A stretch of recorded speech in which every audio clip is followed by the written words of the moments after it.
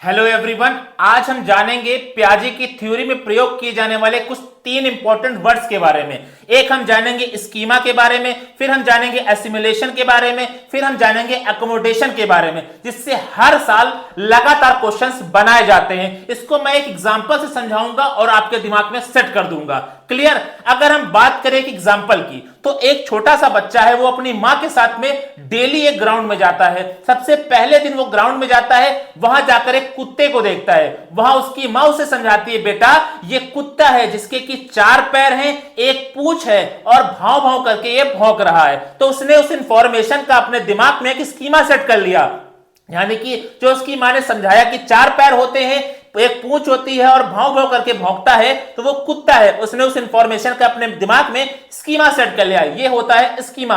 अगर हम बात करें एसिमिलेशन की, तो वो दूसरे दिन जाता है फिर से ग्राउंड अपनी मां के साथ में, वहां एक दूसरी नस्ल का कुत्ता देखता है, यानी कि दूसरी ब्रीड का कुत्ता देखता है। वो कहता है, मां ये देखो कुत्ता, क्योंकि इसके 4 पैर उसने देखे, उसकी पूंछ देखी और वो भाव भाव भी कर रहा था, इसलिए उसने पुरानी जानकारी में नई जानकारी को फिर से ऐड ऑन कर लिया। यानी कि पुरानी जानकारी में नई जानकारी को ऐड कर लेना ही हमारा क्या कहलाता है? एसिमिलेशन कहलाता है। क्लियर? अब हम लास्ट समझते हैं अकोमोडेशन के बारे में।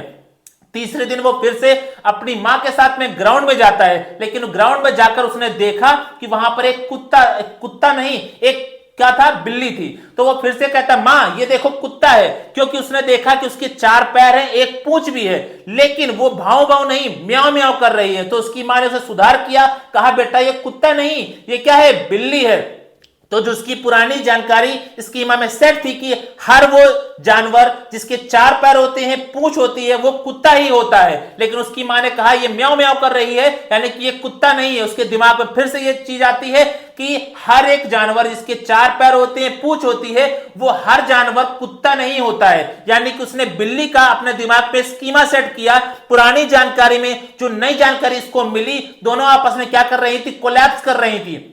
इसलिए इस तरह की चीजों को हम कहते हैं अकोमोडेशन। यानी कि पुरानी जानकारी में जब कोई नई जानकारी मिले और दोनों ही अलग हो, दोनों ही विरोधाभासी हो, तो इस टाइप की जानकारी को हम कहते हैं अकोमोडेशन कर लिया। उसने अपनी नई जानकारी जो मिली उसका एक अलग से स्कीमा सेट कर लिया, तो इसे हम लोग बोलते हैं अकोमोडेशन। आई होप मैंने आपको बहुत ही अच्छी तरीके से समझाया होगा। जानकारी कैसी लगी जरूर बताइएगा।